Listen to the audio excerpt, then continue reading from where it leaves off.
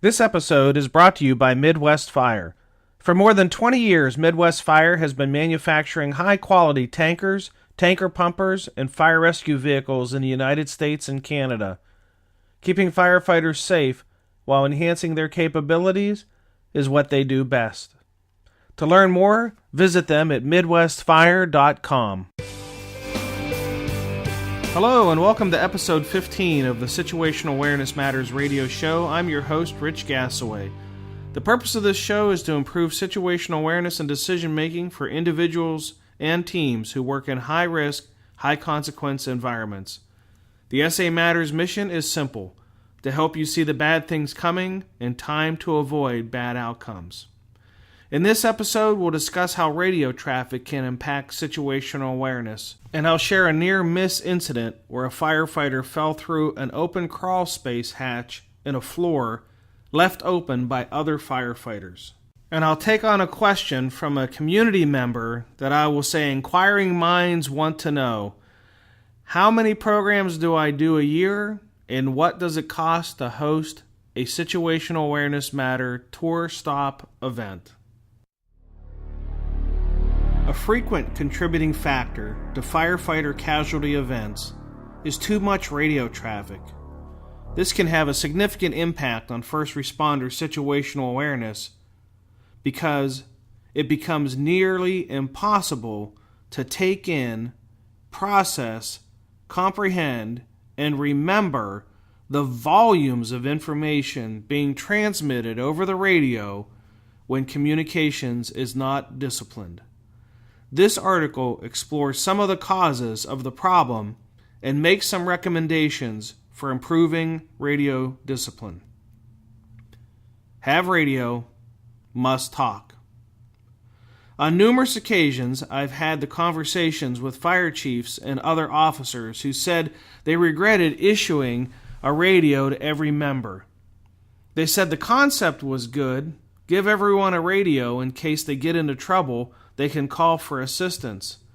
However, the strategy backfired when everyone who was issued a radio felt compelled to talk on it. It's tantamount to a person thinking that because they are carrying an axe, they must chop something. A radio is a tool to be used for a specifically intended purpose. Unfortunately, most fire departments do not train firefighters on how and when to use a radio. Radio training. It should not be assumed that a firefighter will automatically know how and when to talk on a radio. To assume so is to make a great leap of faith that will undoubtedly come back to bite the assumer in the behind. Talking on a radio is not an intuitive task. Knowing what to say, how to say it, when to say it, are skills that must be taught. Having listened to numerous audio recordings of incidents where firefighters were injured or killed, it is painfully evident this is still not being taught. And if it has been, the instructions were poor or the radio user has fallen out of practice with best practices. Best practices.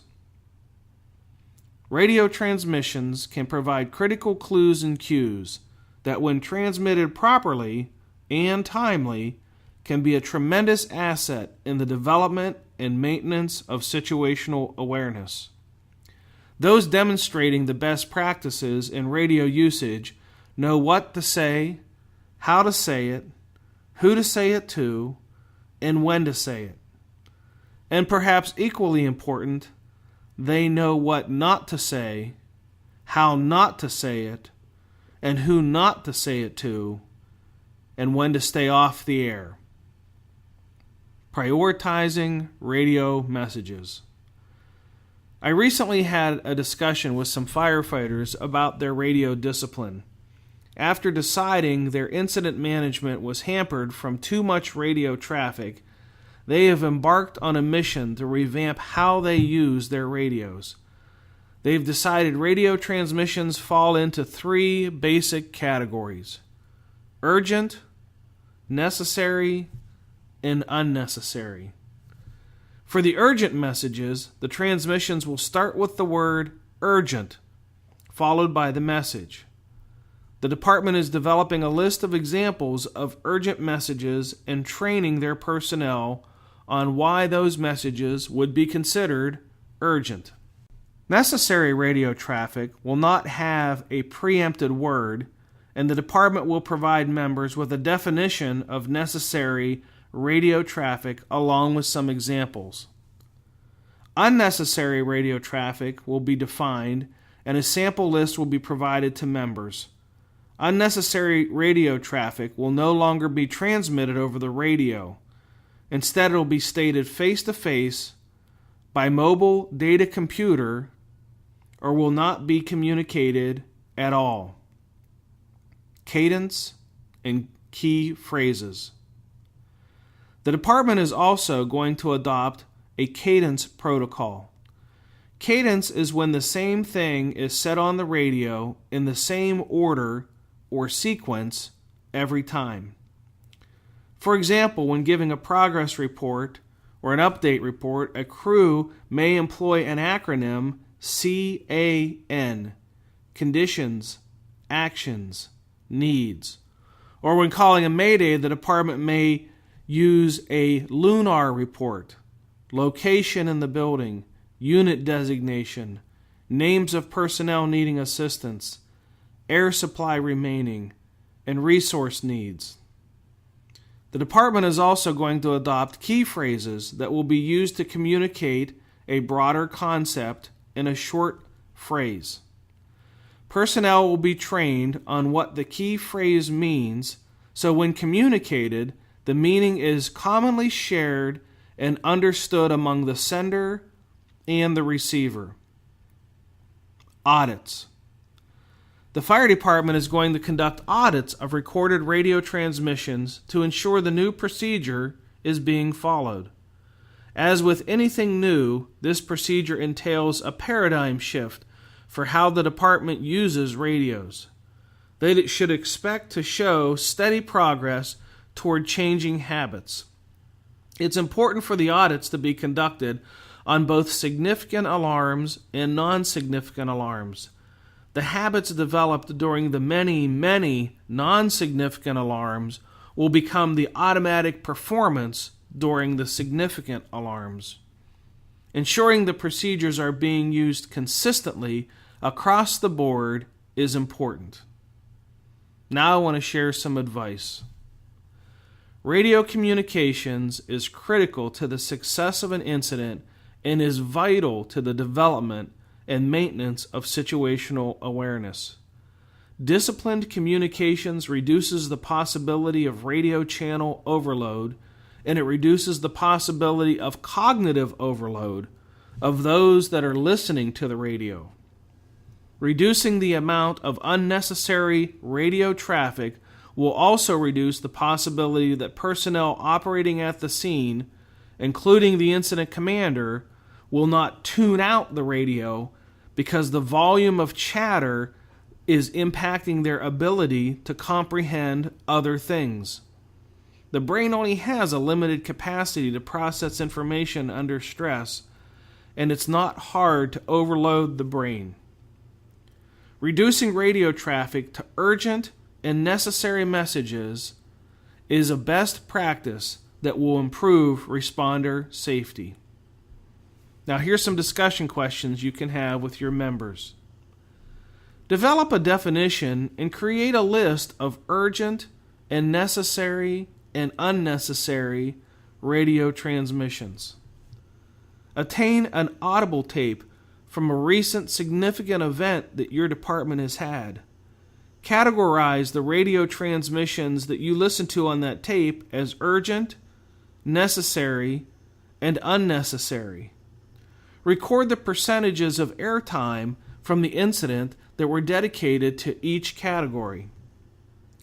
Then discuss strategies for how to eliminate the unnecessary radio transmissions.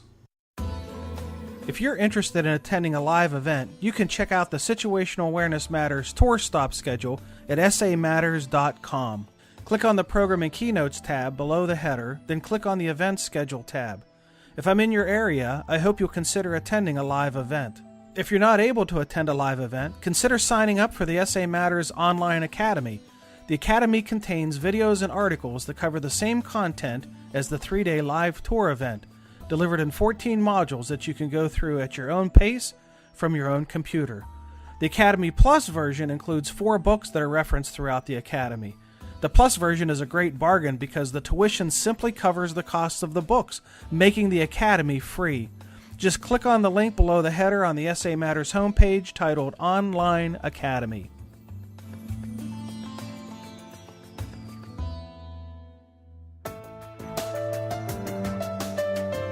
Now let's look at a situational awareness near-miss lesson learned.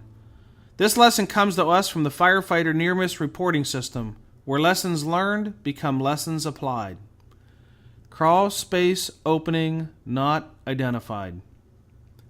My company responded to a report of a fire that was allegedly started by a torch from some plumbing work. The subfloor was involved and the homeowner reported to us that the fire was out. 2 other firefighters and myself entered the home through the front door to confirm there was no extension and that the fire was out. 2 of the firefighters opened the crawl space access panel located in the living room floor, which was located just inside the garage door, to check for extension.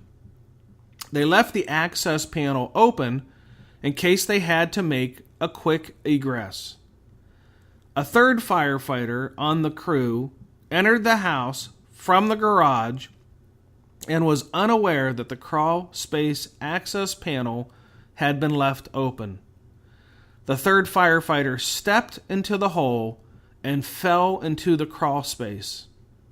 The firefighter was not injured and was wearing full PPE. Lessons learned. The 2 firefighters that entered the crawl space should have communicated that they had entered the crawl space and had left the door open. They also should have indicated the location of the open door so that others would know about the potential hazard. You can visit the near-miss reporting system at firefighternearmiss.com. If you've experienced or witnessed a near miss and would like to be interviewed on this show, visit my companion site, closecallsurvivor.com, and click on the Contact Us link. Thank you in advance for sharing your lessons learned so that others may live. Now it's time to take an SAMatters community question. Normally when I take a community question, I identify the program where the question was asked. But this is one of those questions that I get asked so often at so many programs that I really can't identify any one program where it was asked. But it does get asked a lot. And it's a 2-part question. How many live events do you do each year? And what does it cost to host a Situational Awareness Matters tour stop? Well, the answer to the first part of the question is for the number of programs. In 2012, I did 122 programs. In 2013, 183 programs. And while 2014 isn't completely booked up yet, it's looking like it'll be around 160 programs. Now, to address the question about program cost. The truth of the matter is, it depends on a variety of factors such as the topic, the duration of the program, whether or not the program is repeated or not. It's popular for programs to be conducted on Fridays to accommodate career personnel, and then the program repeated again on Saturday for volunteer personnel to accommodate their schedules. It's also common for fully career departments to host a one-day program and have it repeated 2 more times for each shift. The cost of the subsequent day's programs is usually far less than the cost of overtime to the personnel to attend off shift or to pay for shift coverage. Travel costs are also a factor. If I'm going to be in an area I'll shoot out a message on my social media channels asking if anyone is interested in hosting a program while I'm in an area. If you're connected with me, it's a great way to get a discount because when I send out a message like that, it means that someone else has already paid for the travel expense to get me to your area. That's probably more than you need to know. The best thing to do is to send an inquiry to me by clicking on the Contact Us link just below the banner on the home page. Once we receive the inquiry, we'll follow up with a questionnaire that gives us all the information that we need to be able to send you an accurate proposal. If you're interested in what I call a companion program, that is booking a program while I'm already in your area, go ahead and contact me through the website and let me know that. Then if I get something scheduled in your area, I'll contact you to see if we can arrange a program. Once the proposal is approved, then I'll send you an agreement and you're on your way to hosting an SAMatters Get in the Loop Tour Stop program. Hey, thanks to everybody who has asked that question. Well, that's it. Episode 15 is complete. Thank you for sharing some of your valuable time with me today. I sincerely appreciate your support of the SAMatters mission. If you like the show, please go to iTunes and search for SAMatters Radio and subscribe to the podcast and leave your feedback in a 5-star review. That helps others find the show. You can also sign up for the free SAMatters monthly newsletter by visiting SAMatters.com and clicking on the red box on the right side of the homepage. Be safe out there, and may the peace of the Lord and strong situational awareness be with you always. You've been listening to the Situational Awareness Matters radio show with Dr. Richard B. Gasaway. If you are interested in learning more about situational awareness, human factors, and decision-making under stress, visit SAMatters.com. If you are interested in booking Dr. Gasaway for an upcoming event, visit his personal website at richgasaway.com.